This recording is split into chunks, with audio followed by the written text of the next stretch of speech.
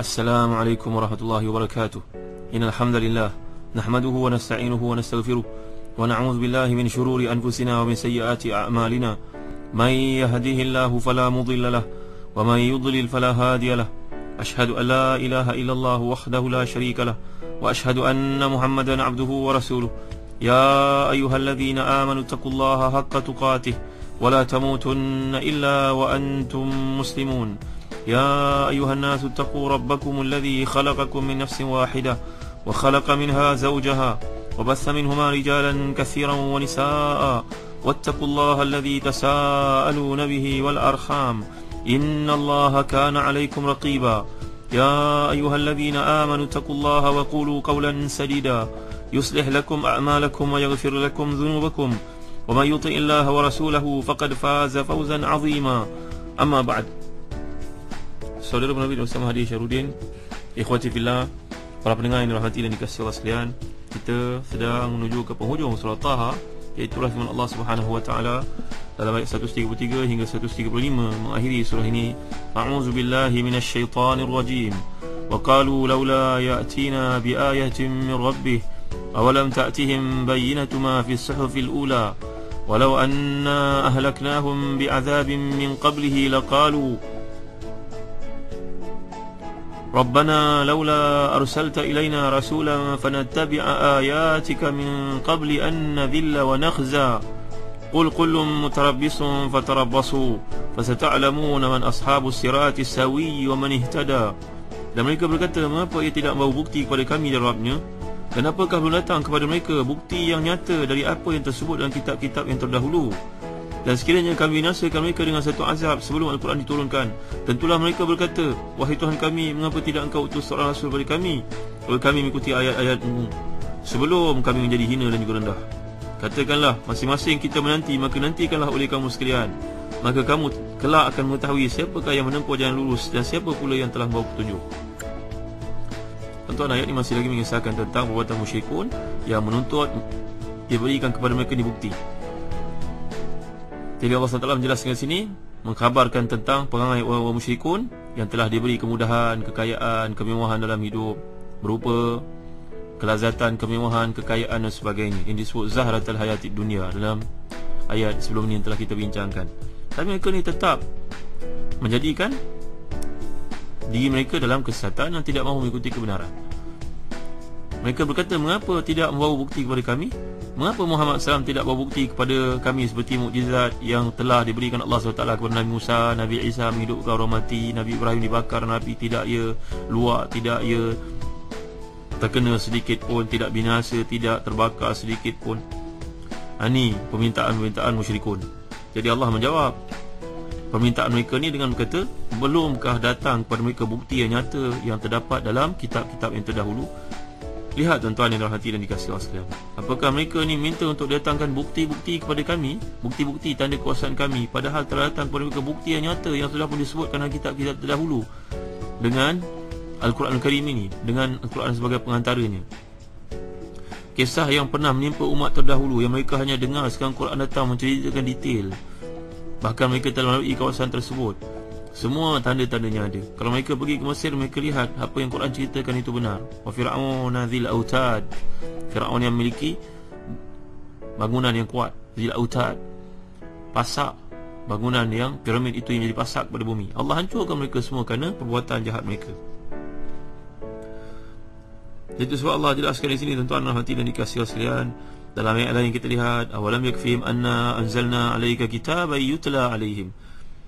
Apakah tidak cukup bagi mereka kami telah menurunkan kepada mereka Quran yang benar padanya, dibawa oleh seorang yang ummi, yang mana Muhammad SAW dikenali oleh mereka sebagai seorang ummi. Ummi maknanya tidak mampu membaca menulis. Bagaimana seorang yang ummi boleh menceritakan satu benda yang benar yang selama ni mereka dengar? Diceritakan oleh Quran begitu tepat, tak ada sebarang pun bentuk kekeliruan padanya. Jadi golongan musyrikun ni sengaja mencari masalah dengan Nabi Muhammad SAW. Mereka minta kepada Nabi bukti-bukti yang lain. Para pendengar yang dirahmati dan dikasihi Allah sekalian, jadi di sini jelas sikap kedegilan, keras kepalanya penderhaka ni. Terlihat keengganan mereka untuk beriman kepada Allah SWT. Maka Allah merintahkan Nabi Muhammad SAW supaya berkata kepada mereka, Katakanlah Muhammad, masing-masing kita dekat hujung ayat, Qul kullu mutarabbisun fatarabbasu. Katakanlah Muhammad kepada para pembangkang ni, para yang degil ini, masing-masing kita, sama ada aku dan kamu, hendaklah menanti apa yang dilakukan Allah SWT kepada kita. Bagaimana kesudahan yang akan kita alami sama-sama. Nah, ini satu cabaran yang Allah SWT minta Nabi Muhammad SAW, perintahkan Nabi untuk katakan kepada mereka. Ini sudah bahasa Arab, tuan-tuan. Perkataan bayyinah, wa qalu laula ya'tina bi ayatin min rabbih awalam ta'tihim bayyinatu ma fi suhufil ula. Sedikit penjelasan tentang bayyinah. Bayyinah ni dalam kamus-kamus, kalau tuan-tuan perhatikan, sebagai contohnya kamus Al-Farid, perkataan bayyinah. Bayyinah ni maknanya bukti.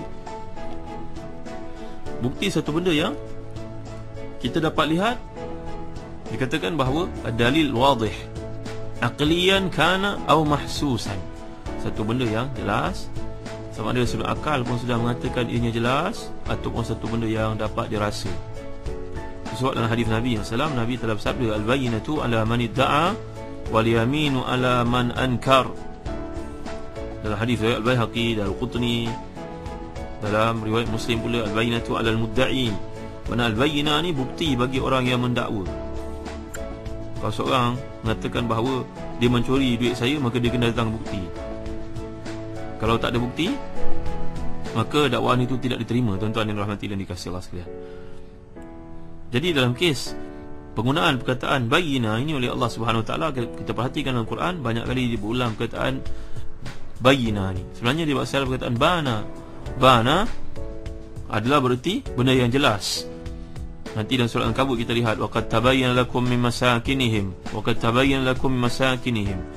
Lagi dalam surah Ibrahim, wa tabayyana lakum kaifa fa'alna bihim. Dalam surah Al-An'am, tuan-tuan, Allah gunakan perkataan litastabina sabilul mujrimin. Dalam surah Al-Baqarah Allah gunakan qad tabayyana rusydu minal ghayy. Jelas, maknanya bayyinah ni maknanya satu benda yang jelas. Kalau dilihat saja, orang akan faham. Ini bukti.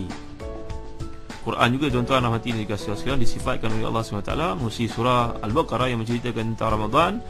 Syahrul Ramadan alladhi unzila fihi al-Quran hudan lin-nas wa bayyinat. Bayyinat ini maknanya satu benda yang jelas. Jadi mereka ni tak dapat nak gunakan akal yang murni, melihat saja kebenaran Quran yang padanya ayat-ayatnya, redaksinya, pemilihan perkataannya, gubahannya sungguh hebat. Itu tidak mahu mereka jadikan sebagai bukti.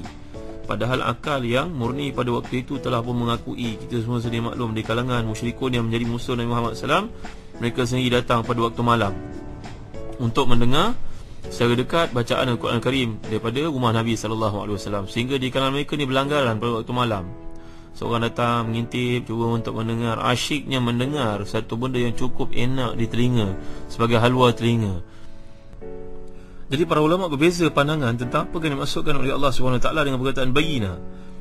Ibn Ashur sebagai contohnya memahami perkataan bayyinah ni dalam cerita Al-Quran dan Nabi Muhammad SAW. Kerana nama Nabi ini telah pun disebutkan dalam kitab Taurat dan juga Injil, dan kandungan Al-Quran yang selari dengan apa yang terdapat dalam kitab-kitab yang terdahulu, baik berkaitan dengan berita perutusan para Nabi ataupun nasihat pokok-pokok ajaran Islam ni, sama sahaja dengan apa yang terdapat dalam kitab-kitab yang terdahulu. Ini fahaman yang dikemukakan oleh Syekh Al-Mufassir Ibn Ashur dan Tafsir Tahrir Tanwir. Mungkin juga boleh kita kata perkataan bayyinah ni, tuan-tuan, boleh difahami dalam kata keterangan sampai ayat ini difahami dalam erti apakah belum datang kepada mereka keterangan yang terdapat dalam kitab-kitab suci yang lalu tentang kaum yang pernah menuntut dari nabi-nabi mereka bukti, lalu setelah permintaan mereka itu dikabulkan, mereka tetap gagal untuk mengikuti, maka akhirnya mereka ni telah dibinasakan.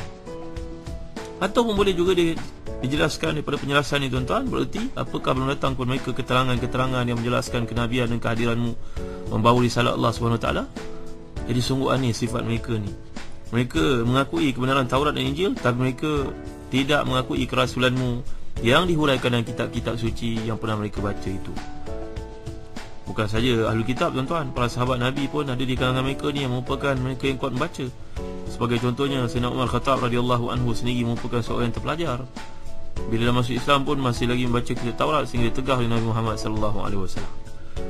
Kerana Umar bawa ke Taurat, ditanya Nabi SAW, apa dalam genggamanmu itu wahai Umar? Jawapannya, itu Taurat wahai Nabi SAW. Nabi telah menjelaskan, lau kana akhi Musa hayyan ma wasi'ahu yattiba'i.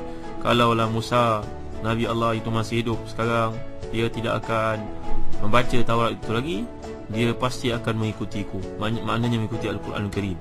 Jadi menunjukkan bahawa golongan musyrikun, mereka ni merupakan setengah mereka memahami Al-Quran Al-Karim, memahami kitab-kitab yang lain, maka tidak ada contradiction di antara isi kandungnya. Dan sebenarnya ayat 134 ni tuan-tuan sama dengan firman Allah SWT dalam surah Al-Qasas ayat yang ke-47, A'udzu billahi minasyaitonir rajim. Walaula an tusibahum musibatun bima qaddamat aydihim fayaqulu Rabbana laula arsalta ilaina rasulan fanattabi'a ayatika wa nakuna minal mu'minin. Dan agar mereka tidak berkata ketika azab menimpa mereka disebabkan apa yang mereka lakukan, Tuhan kami, mengapa engkau tidak mengutus seorang rasul kepada kami? Maka kami akan dapat mengikuti ayat-ayatmu dan kami mesti menjadi orang beriman. Nampak tak tuan-tuan yang dimuliakan Allah sekalian? Jadi aneh sungguh sikap mereka bila mereka menolak Nabi Muhammad SAW, menolak Al-Quran. Walhal Al-Quran ini telah terbukti di kalangan mereka mendengarnya penuh takjub kagum. Mereka melihat bagaimana keindahan Al-Quran itu sampai sanggup datang mengintip pada waktu malam. Kerana nak tak nak, mahu tak mahu, mereka telah mengakui kebenaran yang terdapat dalamnya. Keindahan katanya, pemilihan perkataan-perkataannya merupakan satu ijaz yang tidak ada tolok bandingnya. Mereka merupakan golongan yang begitu mahir dalam bahasa Arab. Bila mereka mendengar apa yang dibacakan Nabi Muhammad SAW ini, mereka tahu ia merupakan satu kebenaran. Jadi tidakkah kamu renungkan, yang turun ini iaitu wahyu yang turun ini bukan satu, pada kamu bukan satu mukjizat. Jadi pada kamu ia bukan satu mukjizat, sedangkan dalam suhuf Nabi-Nabi yang terdahulu telah disebutkan perutusan Nabi Muhammad SAW. Jadi suhuf ni tuan-tuan artinya catatan-catatan di samping kutub yang Allah SWT turunkan, Taurat, Injil, Zabur, ada juga sahifah ataupun suhuf yang diturunkan kepada Nabi Ibrahim, ada diturun lagi kepada Nabi Musa. Ia merupakan satu penjelasan di samping kitab yang telah pun disusun tebal, sebagai contohnya kitab Taurat. Jadi dalam suhuf ini juga mengandungi beberapa catatan tentang hukum, tentang bimbingan dalam hidup, dan juga tentang penjelasan bahawa Allah SWT akan mengutuskan seorang Nabi yang ummi. Dan lebih lagi tuan-tuan hati dikasih Allah sekalian, Al-Quran diturunkan kepada seorang manusia yang ummi, tidak pandai menulis, tidak pandai membaca, tidak pernah belajar. Inilah pandangan muktamad. Kita janganlah pandang ummi ni satu, ummi, illiterate ni satu benda yang tidak bagus tuan-tuan pada Nabi Muhammad SAW. Ia merupakan satu pujian untuk hak Nabi. Untuk Nabi SAW, sifat ummi, tidak boleh membaca ni satu kelebihan. Bagaimana seorang yang ummi tiba-tiba diturunkan kepadanya satu Quran yang menjadi mukjizat, tidak dapat tandingi sampai bila-bila, sampai ke hari kiamat? Ialah tentulah satu kebanggaan, satu kelebihan, satu advantage. Tidak untuk kita lah tuan-tuan. Kalau ada dengan kita yang tidak pandai membaca menulis, tiba-tiba bangga macam nak jadi macam Nabi SAW, ini bukan orang pandai, ini orang tidak pandai. Kerana zaman sekarang menuntut daripada kita untuk belajar setinggi yang boleh. Ini perbezaan umminya Nabi Muhammad SAW dengan umminya kita. Baginda dijadikan Allah SWT ummi, tidak boleh membaca, tidak boleh menulis, satu kelebihan. Kerana baginda diutuskan Quran, diberikan Quran. Dan memang Allah SWT tidak mahu nanti dikatakan orang Muhammad seorang yang terpelajar, dia pandai membaca, dia menulis, dia telah melihat, mengkaji, menyemak mana-mana dapatan yang diperolehinya daripada orang-orang Yahudi dan juga Nasara, lalu mengarang Al-Quran. Jadi tidak mungkin mereka mengatakan demikian, kerana Nabi Muhammad SAW daripada awal lagi merupakan seorang ummi. Kita tidak bolehlah ummi tuan-tuan. Jadi kalau kalian suka mempergunakan fikiran yang waras, yang pintar, yang cerdas, bukannya dipengaruhi hawa nafsu dan kebencian, tentulah kalian akan mengakui bahawa Quran itu merupakan satu mukjizat yang telah pun menguasai mukjizat-mukjizat yang lain. Bukankah ahli-ahli syair mereka, ahli-ahli pidato, orang yang bijak, yang pernah mengeluarkan kata-kata hikmah yang hebat, mengakui dengan sebenarnya bahawa wahyu yang disampaikan kepada Muhammad SAW merupakan satu al-ijaz.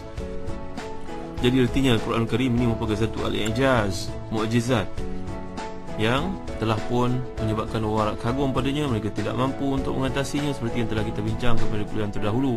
5 ayat daripada firman Allah Subhanahu Wa Taala yang menunjukkan kepada ketidakupayaan itu. Dan lebih jelas lagi tuan-tuan yang dimuliakan Allah sekalian, sebuah hadis riwayat Imam Bukhari dan Muslim, ma min nabiyyin illa wa qad utiya min al-ayati ma amana ala mithlihi al-bashar wa innama kana alladhi utituhu wahyan awhahu Allah ilayya fa arju an akuna aktsarahum tabi'an yaumil qiyamati. Tak ada seorang nabi pun melainkan telah diberikan kepadanya berbagai mukjizat. Yang tidak juga percaya kepada yang seumpamanya itu di kalangan manusia pengikutnya, tetapi yang diberikan kepadaku tidak lain dan tidak bukanlah wahyu yang telah wahyukan Allah SWT kepadaku, maka aku mengharap bahawa akulah akan mempunyai paling banyak pengikut kelak pada hari kiamat. Jadi tegasnya, mukjizat Nabi-Nabi yang terdahulu hanya tinggal jadi berita sejarah, sedangkan mukjizat Al-Quran ini terus berkekalan dan sentiasa menjadi bukti kepada mereka yang terbuka pintu hatinya untuk menerima kebenaran. InsyaAllah kita akan lanjutkan dalam kuliah akan datang bahasan yang berikutnya. Allahu a'lam wa sallallahu ala sayyidina Muhammad wa ala alihi wa sahbihi wa baraka wa sallam. Walhamdulillahi rabbil alamin wa barakallahu fikum. Wassalamu alaikum warahmatullahi wabarakatuh.